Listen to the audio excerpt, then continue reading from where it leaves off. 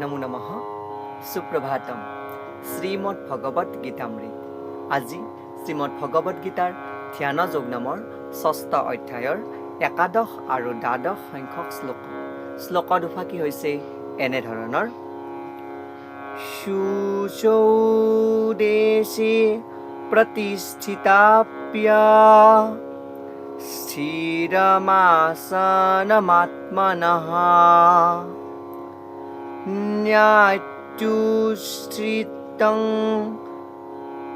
নাতিনীশং শৈলাজিন কুশোত্তৰম তত্ৰৈকাগ্ৰং মনঃ কৃত্বা यतचित्तेन्द्रियक्रियः उपविश्यासने युञ्ज्यात् योगमात्मविशुद्धये। এই শ্লোক দুফাকিৰ অসমীয়া অৰ্থ হৈছে এনেধৰণৰ যোগাভ্যাস কৰিবৰ বাবে এখন নিৰ্জন ঠাইলৈ গৈ প্ৰথমে মাটিৰ কোষ পাৰি তাৰ ওপৰত হৰিণৰ ছাল এখন পাৰি তাৰ ওপৰত কোমল কাপোৰ এখন পাৰি আসন কৰি ল'ব লাগে। আসনখন বৰ ওখও হ'ব নালাগে, বৰ চাপৰো হ'ব নালাগে আৰু পবিত্ৰ ঠাইত প্ৰতিষ্ঠিত হ'ব লাগে। নিজৰ মন, ইন্দ্ৰিয় আৰু ক্ৰিয়াসমূহক নিয়ন্ত্ৰণ কৰি মনটোক এটা বিন্দুত বা নিৰ্দিষ্ট বিন্দুত স্থিৰ ৰাখি যোগীজনে সুদৃঢ়ভাৱে বহি লৈ নিজৰ অন্তৰ বিশুদ্ধ কৰাৰ অৰ্থে যোগাভ্যাস কৰিব লাগে বুলি কোৱা প্ৰসংগত ভগৱান শ্ৰীকৃষ্ণই সখা অৰ্জুনৰ আগত এই বিশিষ্ট শ্লোকফাঁকিৰ অৱতাৰণা কৰিছে। শ্লোকফাঁকিৰ তাৎপৰ্যাৰ্থত ভাষ্যকাৰে উল্লেখ কৰিছে যে পবিত্ৰ ঠাই মানে তীৰ্থস্থান। ভাৰতত যোগী বা সাধক বা ভক্তসকলে গৃহত্যাগ কৰি প্ৰয়াগ, মথুৰা, বৃন্দাবন, ঋষিকেশ আৰু হৰিদ্বাৰ আদি ঠাইত আশ্ৰয় লৈ গ'ল আৰু তাতে গংগা, যমুনা কিম্বা সৰস্বতী আদি পবিত্ৰ নদীৰ তীৰত গৈ নিৰ্জন ঠাইত যোগ অভ্যাস কৰিবলৈ বহে। কিন্তু প্ৰায়ে এনে কৰাটো সম্ভৱ নহয়, বিশেষকৈ পশ্চিমীয়াসকলৰ বাবে। ডাঙৰ ডাঙৰ নগৰৰ তথাকথিত যোগ সমিতিবিলাকে হয়তো কিছু বৈষয়িকতা লাভ কৰিব পাৰিছে, কিন্তু প্ৰকৃত যোগৰ অনুশীলনৰ বাবে মুঠেও সি উপযোগী নহয়।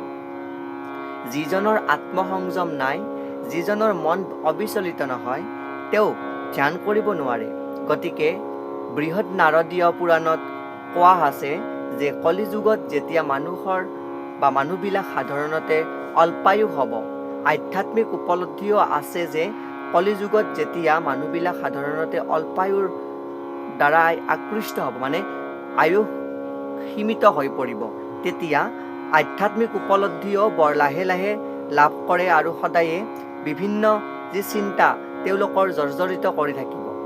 আৰু সেই সময়ত ভগৱানৰ নাম কীৰ্তন কৰাটোৱে আধ্যাত্মিক উপলব্ধিৰ বাবে উত্তম উপায় হ'ব বুলি ইয়াতে ভাষ্যকাৰে উল্লেখ কৰিছে।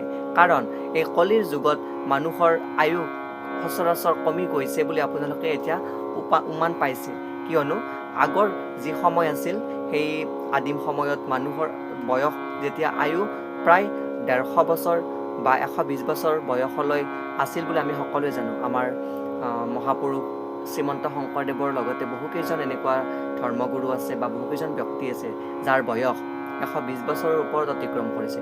বৰ্তমানো তেনেকুৱা লোক জীৱিত হৈ আছে যাৰ বয়স 120 বছৰৰ ওপৰত হৈছে। কিন্তু যি গড় সংখ্যালৈ চাবলৈ গ'লে আমাৰ বয়সৰ সীমা প্ৰায় কমি গৈছে, 60ৰ পৰা 70লৈকে বৰ্তমান কমি আহিছে। আৰু সেই অল্পায়ু হোৱাৰ লগে লগে আমাৰ যি বিভিন্ন চিন্তাধাৰা, এই চিন্তাধাৰাৰ পষেকোৱা লাহে লাহে আমাৰ কমি আহিব আৰু সেই সময়ত কেৱল যোগাভ্যাসে আমাৰ কাৰণে উত্তম পথ্য হ'ব আৰু ভগৱানৰ নাম কীৰ্তনেই হ'ব আধ্যাত্মিক উপলব্ধিৰ পৰম শ্ৰেয় বা পৰম কাৰণ। আৰু সেই প্ৰসংগত এটি সুন্দৰ শ্লোকৰ উপস্থাপন কৰিছে যে হৰেৰ নাম হৰেৰ নামৈব কেৱলম কলৌ নাস্তেব নাস্তেব নাস্তেব গতিৰন্যথা, অৰ্থাৎ কলহ আৰু হঠতাৰে ভৰা এই কলি যুগত ভগৱানৰ নাম কীৰ্তন কৰাটোৱেই মুক্তিৰ একমাত্ৰ উপায়। তাৰ বাহিৰে আৰু অন্য গতি নাই, অন্য গতি নাই, অন্য গতি নাই বুলি ভাষ্যকাৰে এই প্ৰসংগত শ্লোকফাঁকিৰ অৱতাৰণা কৰিছে। এয়াই শ্লোক দুফাঁকিৰ সৰল গুড়াৰ্থ। ধন্যবাদ।